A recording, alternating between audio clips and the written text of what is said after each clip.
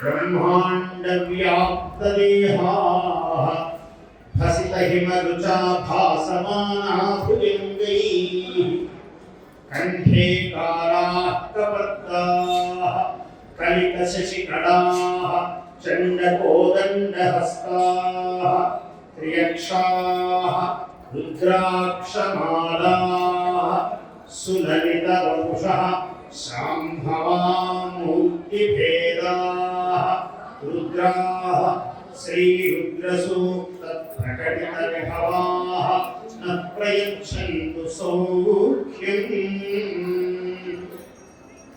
ఈ బ్రహ్మాండ మండలంలో అంతా కూడా రుద్రుడి యొక్క శరీరములు వ్యాపించి ఉన్నాయి. కోటాను కోట్లుగా రుద్రుడి యొక్క శరీరములు, శివుడి యొక్క శరీరములు వ్యాపించి ఉన్నాయి. ఆ శరీరములు ఎలా ఉన్నాయి అంటే అద్భుతంగా చెప్తూ ఉన్నాడు. బ్రహ్మాండ వ్యాప్త దేహాః భసిత హిమ రుచ భాసమానాః భుజంగైః.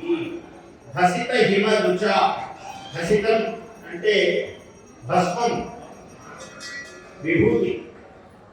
హిమ అంటే మంచు. భస్మము వలె మంచు వలె తెల్లని కాంతితో ఆయన శరీరములకి వ్యాపించి ఉన్నాయి. భసిత హిమ రుచాః, హిమ రుచా భాసమానా భుజంగైః. భసిత హిమ కాంతి చేత ప్రకాశిస్తున్నటువంటి శరీరము.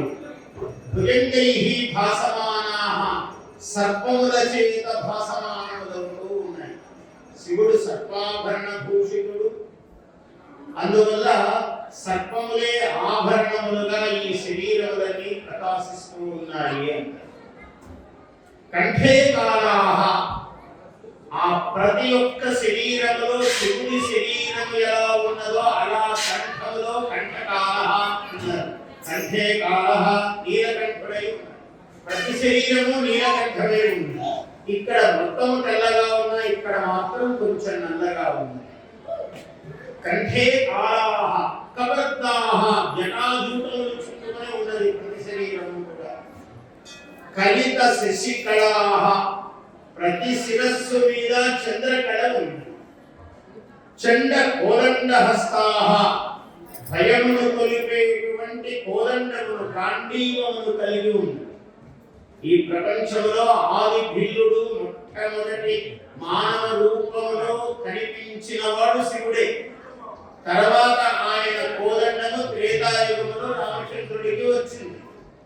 అందువల్ల కోదండధారి శివ అంటే మొట్టమొదటి వాడు శివుడే.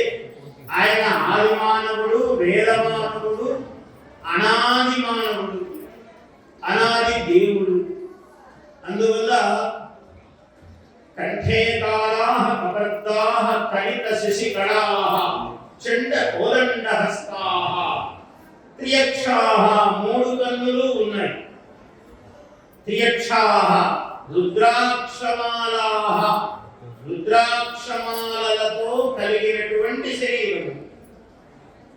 ఇంకొక అద్భుతమైన మాట ఏమంటున్నాడంటే, ఇంత మనుష్యులుగా ఉంచి ఇలా ఉన్నాడు కదా అంటే ఏమైనా భయంకరంగా ఉన్నాడా?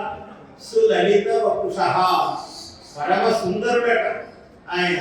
ప్రతి శరీరము కూడా చాలా సుందరంగా ఉన్నది. కలిత శశి ఆయన. కోదండ యక్షాః రుద్రాక్షమాలాః సులలిత వపుషః, పరమ కోమలమైనటువంటి సౌందర్య భాసురమైనటువంటి శరీరములు ఇవన్నీ కూడా. సులలిత వపుషః శాంభవాః మూర్తిభేదాః, ఇవన్నీ ఎవరి శరీరములయ్యా? శివుని యొక్క శరీరం. మూర్తిభేదాః, ఒక మూర్తి కన్నా ఇంకొక మూర్తి ఈషద్ భేదం. మూర్తిభేదాః అంటే అనేకానేక కోటాన కోట్ల రూపములను ధరించినటువంటి మూర్తులు కలిగిన పరమేశ్వరుని యొక్క శరీరం ఇవన్నీ కూడా. రుద్రాః, వీళ్ళందరూ రుద్రుడు. రుద్రుడు అంటే ఏమిటి? ఋతం, రుధం, దుఃఖం, త్రాగి, దుఃఖము నుంచి రక్షించేటువంటివి ఈ శరీరములన్నీ కూడా. అందువల్ల రుద్రం రుదం రాతి నాతి అపనుగతి ఇత్యర్థః. దానిని పోగొట్టేటువంటి శరీరములు ఇవన్నీ. Please subscribe to our YouTube channel. Like and share this video.